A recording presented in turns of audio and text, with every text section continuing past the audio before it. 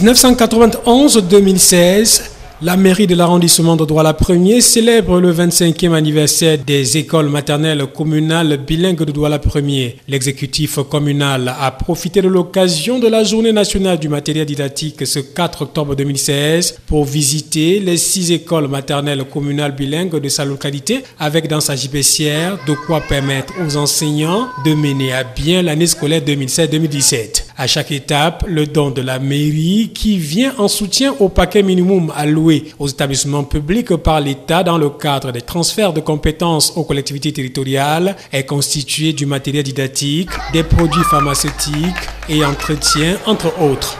Le maire fait de tout le mieux possible pour que nos écoles soient vraiment à l'aise.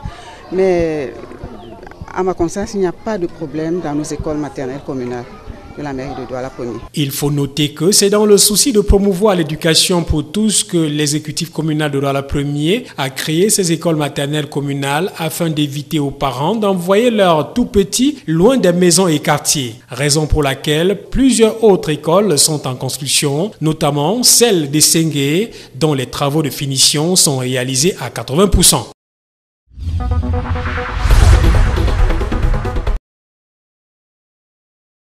Les 500 000 étudiants des universités d'État et d'établissements d'enseignement supérieur issus du secteur privé entreront en possession des ordinateurs promis par le président de la République entre les mois de février et mars 2017 au lieu du mois d'octobre comme l'annonçaient les rumeurs. Une initiative qui rentre dans le cadre du plan spécial jeune prescrit par le chef de l'État camerounais Paul Biya lors de son adresse à la jeunesse du 10 février 2016. Le ministre de l'Enseignement supérieur, Jacques Fameux-Ndongo, avait alors procédé le 27 juillet à Yaoundé avec la société chinoise Sichuan Telecom Construction Engineering Co. Ltd. à la signature d'une convention dénommée e-National High Education, destinée à généraliser l'usage des TIC par les étudiants camerounais. Ce programme vise à doter chaque université d'un centre de développement du numérique universitaire ultramoderne destiné à donner une impulsion décisive à l'enseignement à distance, de procéder à la numérisation de l'administration universitaire, au travail collaboratif en réseau et à l'interconnexion sécurisée des universités publiques et privées du Cameroun. Il ne reste plus donc à ces étudiants de s'armer de patience afin de recevoir d'ici quelques mois encore le don du chef de l'État.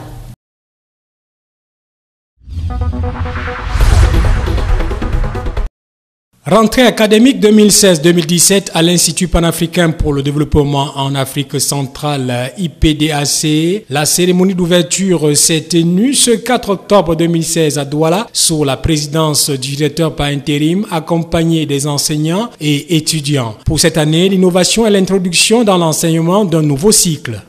Vous savez, l'IPD a été créé en 1964, ce qui fait qu'on a 52 ans d'existence. Il a fallu donc, pendant tout ce temps, tenir compte de l'évolution de l'environnement sur le plan socio-économique, et sur le plan technologique et sur le plan de l'environnement dans le domaine de la formation. Il a été donc nécessaire pour nous ajuster à l'environnement d'introduire le cycle d'ingénieurs. L'Institut panafricain pour le développement Afrique centrale IPDAC, installé à Douala au Cameroun depuis 1964, couvre 13 pays dans l'Afrique centrale francophone et lusophone. L'objectif de l'IPD, c'était de former un personnel africain en charge de la survie des Africains. Et l'agriculture était au centre donc de ces préoccupations. Il fallait amener les Africains à survivre, trouver des moyens pour qu'ils survivent à travers des coopératives, des associations, etc., etc. Et avec le temps, l'IPD est passé de la survie à la défensive. C'est-à-dire que quelques temps après, nous avons commencé à se dire, mais pourquoi ne pas nous-mêmes importer, exporter notre production? le personnel de l'IPD en charge de la formation des étudiants s'y attelait. Et aujourd'hui, vous savez, quand vous suivez les cours qui sont aujourd'hui décernés, enfin faits à l'IPD, on se rend compte que nous ne sommes plus à la défensive. Aujourd'hui, nous avons un esprit qui tend vers l'émergence. Dans son allocution de circonstance, le directeur régional par intérim de l'IPDAC a rassuré les étudiants camerounais sur le processus très avancé des négociations engagées avec le ministre de l'Enseignement supérieur pour obtenir des équivalences de diplômes camerounais.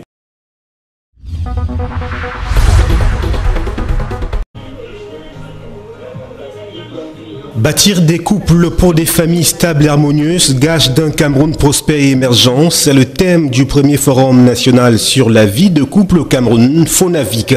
Une initiative de l'association Hope Matrimonial and Family Support, dont la cérémonie de lancement s'est tenue le 3 octobre 2016 à Douala, au siège même de l'association à Akwa. Il s'est agi pour la promotrice maître Patricia Kuong à l'occasion d'un point de presse d'entretenir les hommes et femmes de médias sur la nécessité de travailler à la construction et à la consolidation de la vie harmonieuse des couples et partant, des enfants, des familles et du Cameroun en général. Le mariage n'est plus comme on était au village. Le mariage est régi par des lois.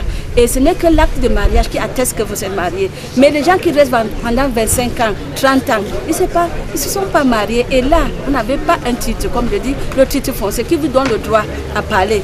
L'initiative de l'association Hope Matrimonial and Family Support naît du constat alarmant des crises perpétuelles observées au sein des couples. Et pour illustrer cette érosion de la famille, l'auteur du livre Mon couple, mon bonheur, maître Patricia Kuong, relève que 25 à 40 dossiers de demande de divorce sont enregistrés par mois uniquement au tribunal de grande instance du Vouri dans la région du littoral. C'est dire si la vie de couple au Cameroun court vers une catastrophe nationale.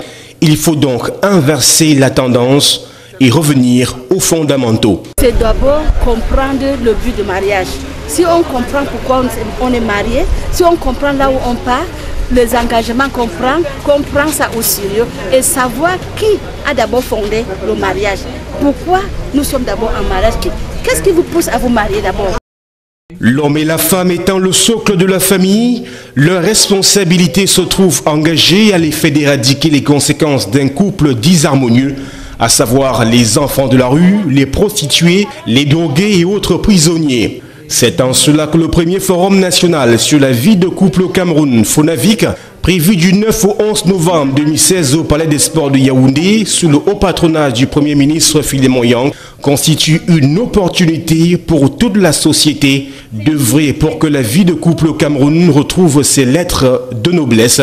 Car, comme le dit si bien les Saintes Écritures, là où il y a l'harmonie, il y a la prospérité. Ils viennent de s'unir dans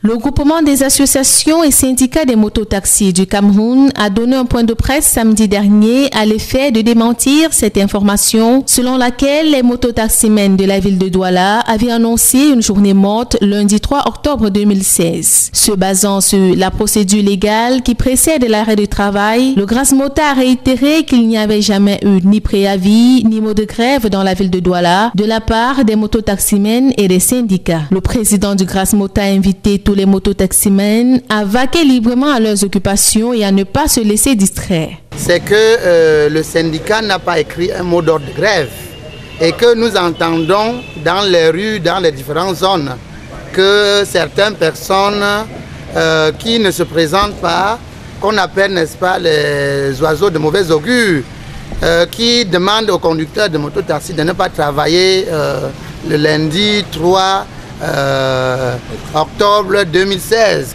Nous disons que ce n'est pas nous les syndicalistes qui avions demandé ce genre de choses parce que nous avons les voies les plus réglementaires s'il s'agit, n'est-ce pas, de réclamations et que chaque mototaximan puisse vaquer à ses occupations parce que quand on n'a pas travaillé, on n'a rien à manger et on ne voudrait pas que les gens restent chez eux en disant qu'il y a une grève. Zéro grève pour nous, il faut travailler. Le Grâce-Mota, dans son élan, a rappelé aux uns et aux autres que contrairement à la mauvaise opinion qui peut parfois découler de l'exercice de cette activité, le secteur des mototaxis est un métier comme tous les autres et qui respecte les lois et règlements en vigueur. Il a appelé les mototaximens qui traînent encore le pas à se conformer aux normes et lois qui régissent ce secteur afin de travailler en toute sécurité et en toute quiétude quand on sait que la date butoir est prévue pour le 12 octobre prochain.